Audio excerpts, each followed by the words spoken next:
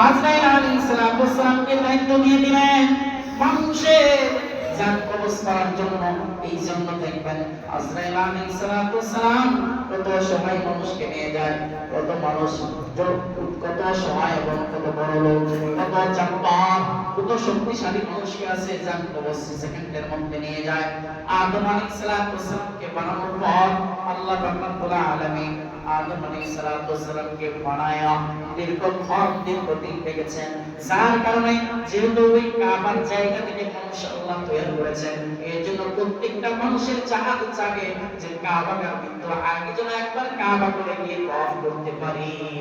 সুবহানাল্লাহ।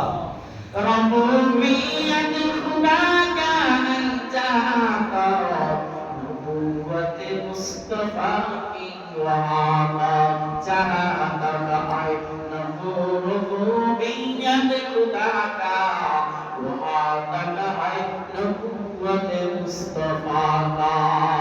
আল্লাহু আকবার। আল্লাহ পাক রব্বুল আলামিনের এই ঘরের প্রতি প্রত্যেকটা মানুষ শুধু মুসলমান নয়, সারা পৃথিবীর যত কাফের বেঈমান মুশরিক হিন্দু বৌদ্ধ খ্রিস্টান রয়েছে তাদের ভিতরে দিলের মধ্যে তামান্না জাগে যেন কাবা করে যাইতে পারি।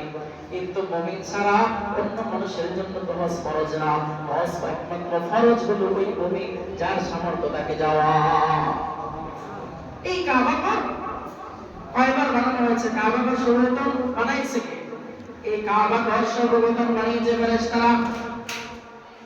আল্লাহ হুকুম দিলেন, হে ফেরেশতারা, ওই যে কাবা ঘরটা আছে যে জায়গা থেকে মানুষ বানাইছে আমি আল্লাহ, হে ফেরেশতারা ওই জায়গাটার মধ্যে একটা ঘর বানাও।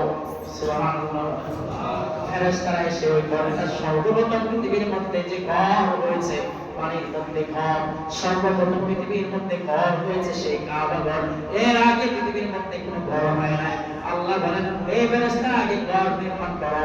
ওই ঘরের মধ্যেই তো ঘর বানাইয়া সকল ফেরেশতারা তওয়াফ শুরু করেছে। ওই ফেরেশতারা যখন বলেছিল আল্লাহ আদম বানানোর দরকার নাই, আল্লাহ তাদের প্রতি একটু অসন্তুষ্ট হয়ে যায়, হয়ে যাওয়ার পর তখন ফেরেশতারা চিন্তা করে আল্লাহ যে হুকুম করেছে ঘর বানানোর জন্য, ঘর বানানোর পর একাধারে তওয়াফ করে তওয়াফ করার কারণে আল্লাহ তাআলা ফেরেশতাদের সকলকে ক্ষমা করে দিয়েছে। সুবহানাল্লাহ।